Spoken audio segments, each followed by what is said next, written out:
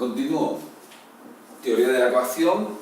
El individuo cumple las normas, hay un orden social, cierto sector de la población, si no fuese por esa coacción, no la cumpliría, es decir, la coacción de la sociedad por medio de la policía, por medio de las sanciones administrativas y penales, por medio de las condenas judiciales, por el control que hay entre su grupo de amigos, los compañeros de la empresa, todo su círculo que se va ampliando, hacen que por miedo a lo que es la reprimenda, la sanción, la multa, cumpla la norma. Si no fuese por esas circunstancias, estos no la cumplirían. O sea, la cumplen por la fuerza, pero si no hubiese esa fuerza, no la cumplirían. Luego está el segundo sector, el interés mutuo. Esto no es por la fuerza, sino porque les interesa cumplir la norma porque les beneficia. Un comerciante, el que tiene una ferretería, le va bien el negocio, le interesa que haya una paz y un orden social, para que no entren en su negocio a robarles, para que no entren a fastidiarles esa actividad que realiza, fruto de su trabajo, y bueno, yo cumplo las normas, me interesa que me respete, por lo tanto yo respeto. Estos el siguiente paso sería este: si no tuviese ese interés, cumplirían las normas, pero por la coacción, por el miedo a que les pillen y que les castiguen. Y luego están los de la aceptación de valores. Estos, en la pirámide de Maslow, estarían en el vértice superior, porque creen en la justicia, en la igualdad, creen en la honradez y por eso cumplen las normas. ¿Vale? Creen que son necesarias, incluso sabiendo que si no les pillasen, las cumplirían, pero si no les pillasen, no las cumplirían, ellos las cumplen, aún sabiendas de que no les van a pillar. ¿Vale? Lo creen como parte propia de la cultura, parte integrante. Función preventiva de la policía: patrullar, observando personas en busca y captura, caras de fotos que ya han visto en comisaría, se las memorizan bien, y aquellos que están en busca y captura, que son los delincuentes, pues para cazarlos y ponerlos a disposición judicial, para evitar que se estén cometiendo robos en el momento que ellos pasan y lo observan, y detener al delincuente, que el delincuente perciba que en la calle hay policía y en base a eso pues tenga miedo y no delinca. Basándonos en esta teoría de la coacción, si el delincuente ve presencia policial en la calle, el delincuente tiene miedo y la probabilidad de que delinca disminuye considerablemente. La función de la UPR, montando controles policiales, estando presente en manifestaciones, estando presente en partidos de fútbol, en reuniones, en lugares donde haya conflicto, en barreras marginales donde hay brotes de violencia, previenen y evitan que se cometan delitos. Función represiva: policía científica, policía judicial, extranjería y fronteras, incluso seguridad ciudadana en las primeras gestiones antes de pasarle el asunto a policía judicial para que amplíe, tendentes a detener al delincuente. Esto en la entrevista lo tocamos mucho. Y luego la función asistencial de la policía: incendios, acudir al incendio, desalojar y acordonar. Incluso si hay alguien en peligro, sacarle del lugar donde está el peligro. Personas que quieren quitarse la vida, ejemplo, una azotea, llega la policía porque algún vecino ha avisado, convencer a esa persona para que no se suicide. Esa es función asistencial. Ayudar a una persona desvalida que está en la vía pública porque se ha caído, porque está enferma, ayudarle hasta que venga la ambulancia. Personas desaparecidas, en su labor de patrullaje, pues también observan y se memorizan las personas que en su localidad han desaparecido, y si las ven por la vía pública desorientadas, perdidas, las interceptan y las ponen a disposición de sus familiares o de la persona que lo reclama.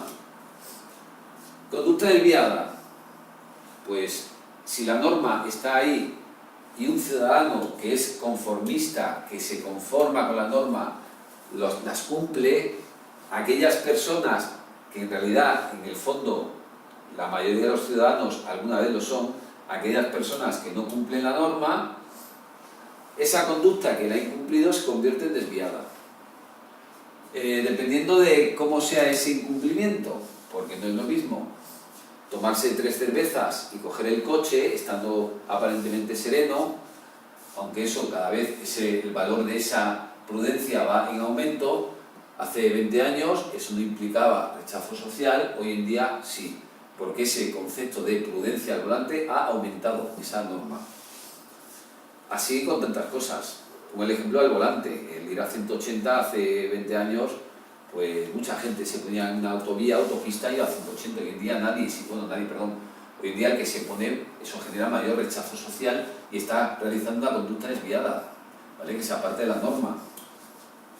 En el ámbito del Código Penal, pues sería una desviación secundaria que implica delincuencia por su gravedad y se le etiqueta al individuo, al desviado secundario, ese es el delincuente. Y todos los demás incumplimientos de la norma se consideran desviación primaria, ¿vale? El aparcar en un vado, estás incumpliendo la norma y te pueden multar. Ahí has cometido una desviación primaria. El copiar en un examen también tampoco implica rechazo hoy en día. Tantas cosas en la cual cualquier ciudadano puede incurrir, se considera desviación primaria. Y sin embargo, pues tampoco no es un gran rechazo el que provoca sobre la ciudadanía, ¿vale? Sí, la secundaria sí.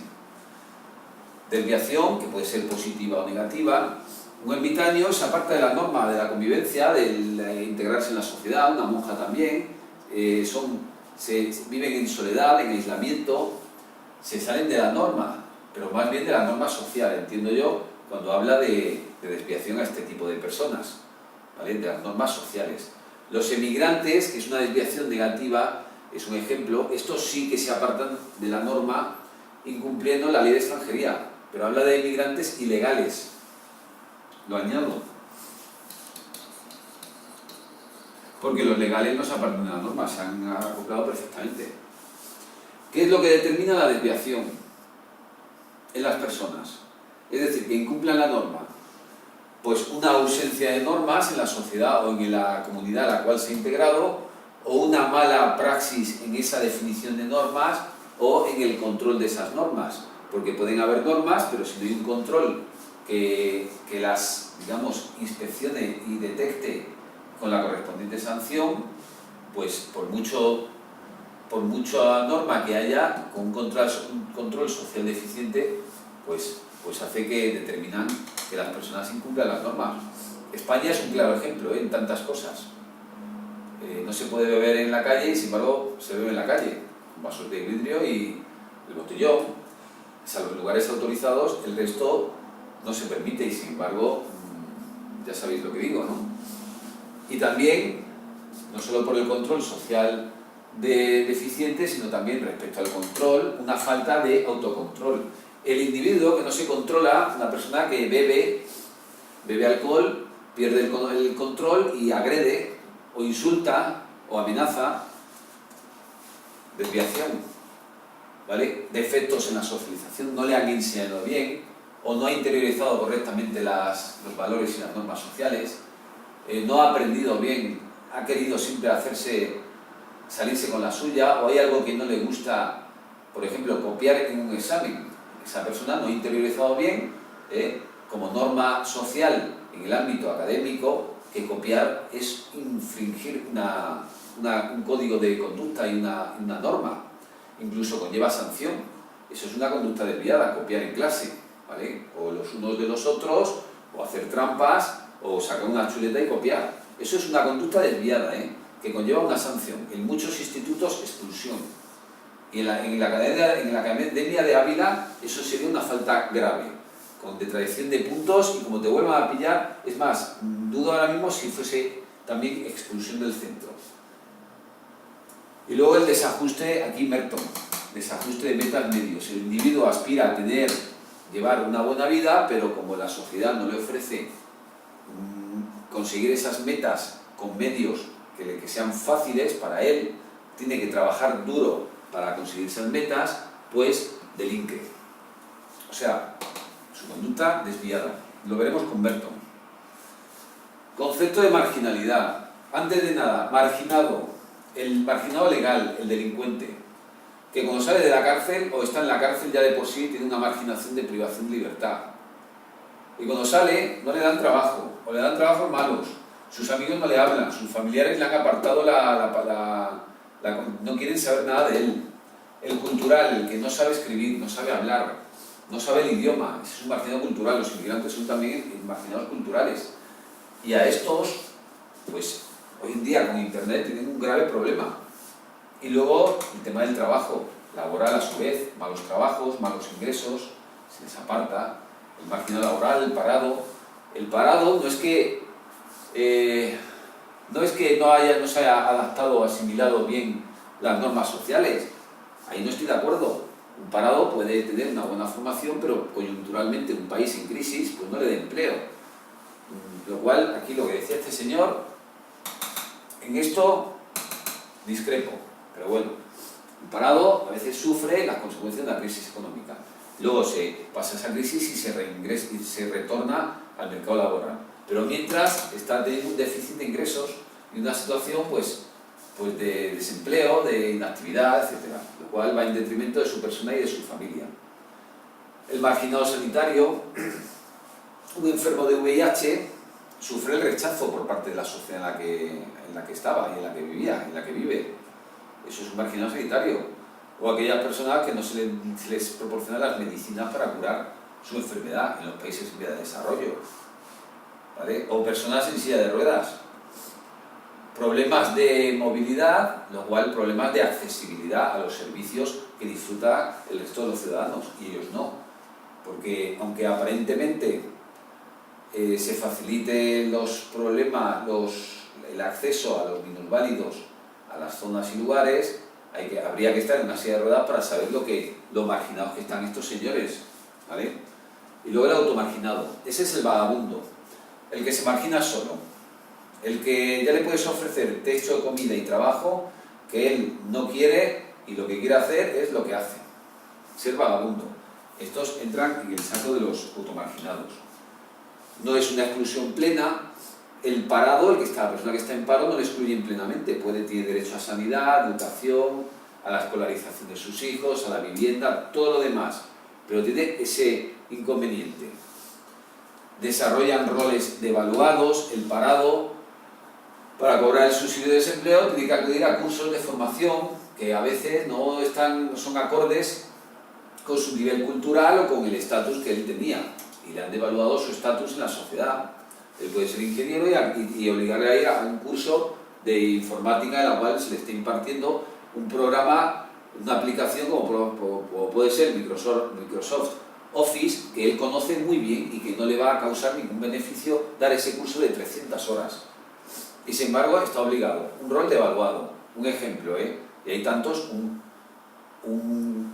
marginado cultural, pues no le va a dar buenos puestos de trabajo, va a tener que aceptar siempre puestos muy devaluados, donde no necesite escribir ni leer. Y bueno, están un poco al margen de marginado, están un poco al margen de todas las ventajas y beneficios que ofrece la sociedad a sus ciudadanos. En ese sentido lo entiendo yo. No disfruta plenamente de sus derechos. No disfruta plenamente de sus derechos porque el marginado laboral no tiene trabajo, y el trabajo está en la Constitución como un derecho, no es fundamental, pero está en los derechos y deberes de los ciudadanos. El título 3 del capítulo 3 del título 1. El marginado sanitario, pues el que está en una silla de ruedas, no disfruta plenamente de su derecho a la hora del acceso a los servicios que disfruta el resto de los ciudadanos, ¿vale? Y con esto termino con este capítulo.